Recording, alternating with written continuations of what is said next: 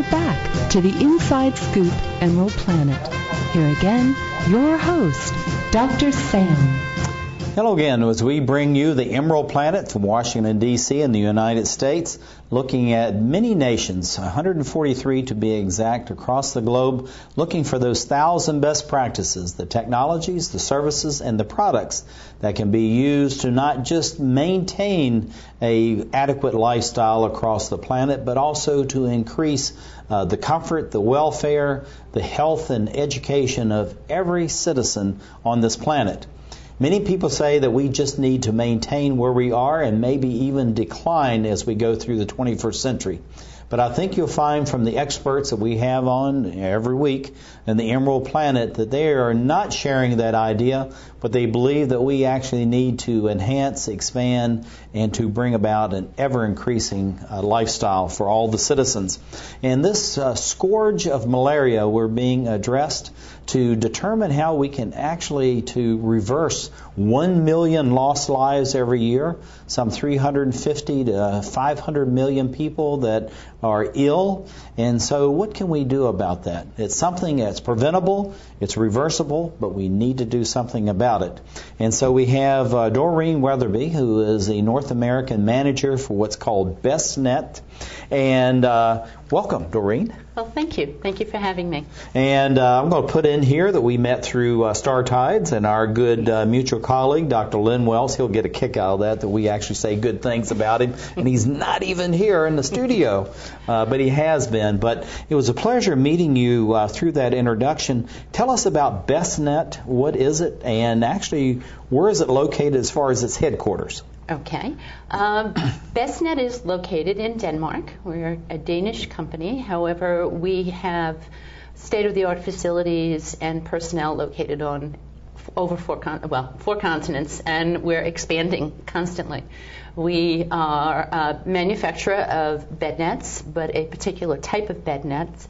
Our bed nets are long-lasting insecticide incorporated nets, and I'm going to bring mouthful. I'm going to bring this photograph up here because it's a little bit about your technology. But one of the things I wanted to put in about Bestnet, and you can share this back at headquarters, that we are now interacting with a number of Danish firms, and what we find is that they actually not only just have good quality. They do a lot of research and development.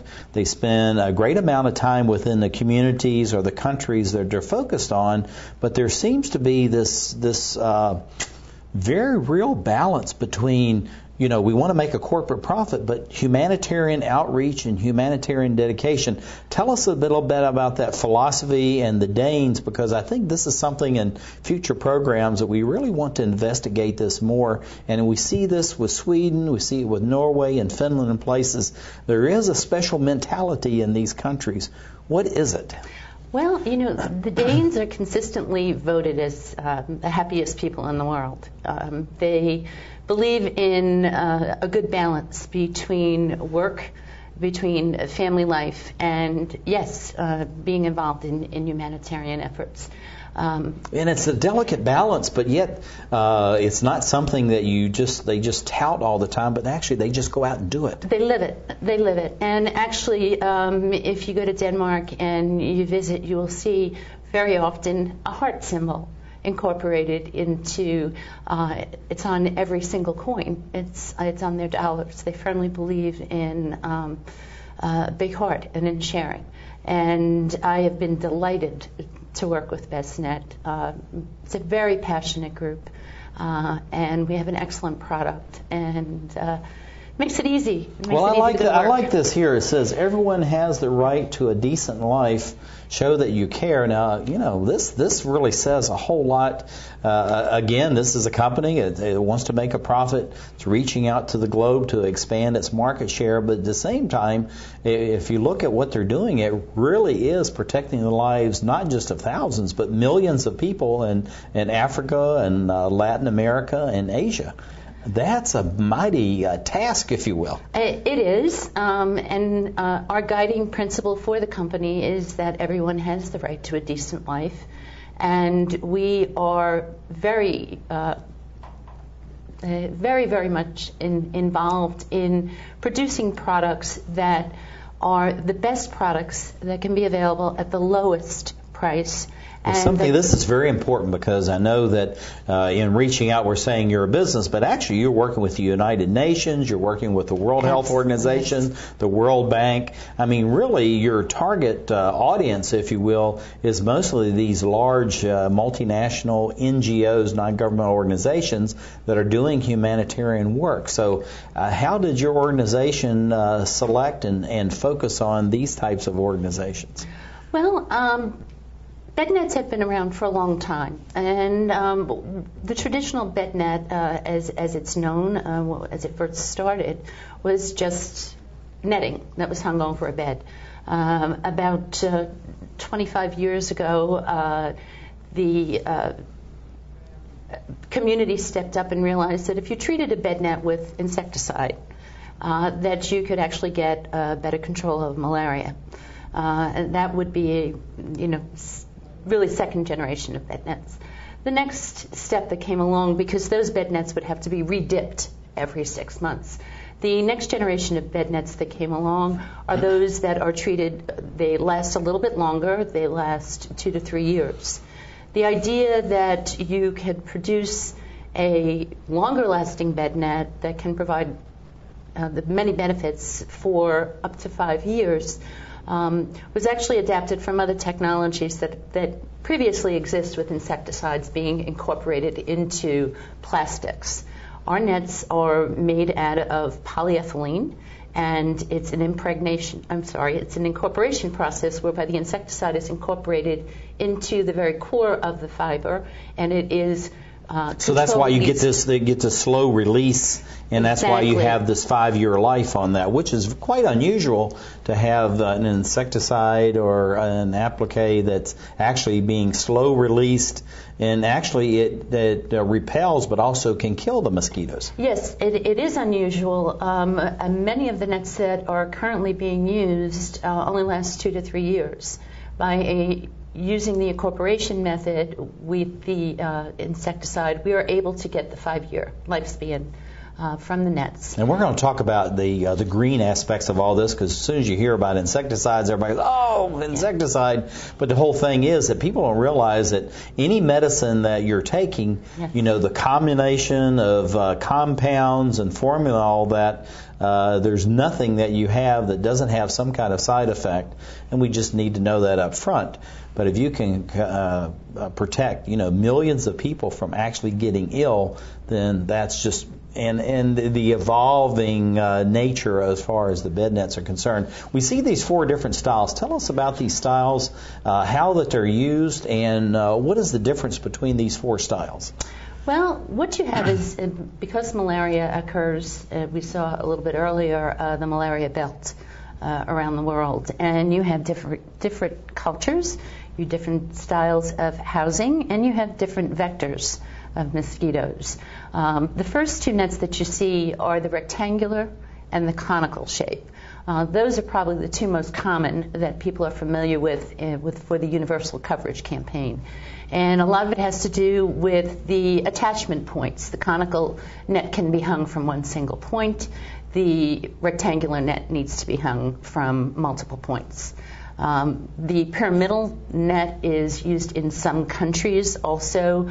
And actually probably the most unique that you see up there is the hammock net. And this is actually used in Southeast Asia and in Central and South America, where you have cultures where you have actually daytime biters that are transmitting malaria. And because our understanding is that most of the mosquitoes, at least in Africa, travel at night, and so they do the greatest part of their damage at nighttime. But this whole notion of even the conical style that we see here, this is something, and I've been in situations where we actually had lunch, under the bed net, as we're sitting there having lunch, because again, there are mosquitoes out during the daytime. The families listen very well to the public health professionals, and they said, we're not going to just have this thing at night, we're going to have it all day long. And so anytime they were in the house, they were using nets.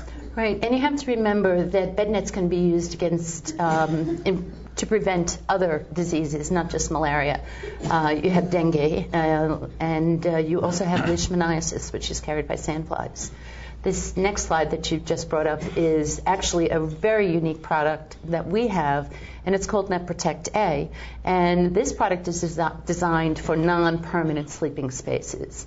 In many homes around the world. So this actually could be in a living room, it could be in the kitchen, it could be any other area where you just want to protect. And again, this is where you have a great number of the mosquitoes that are day biters, as we call it, versus just at night. Well, even more than that, in many homes in sub-Saharan Africa and in other malarious areas, we are talking about areas that suffer from extreme poverty.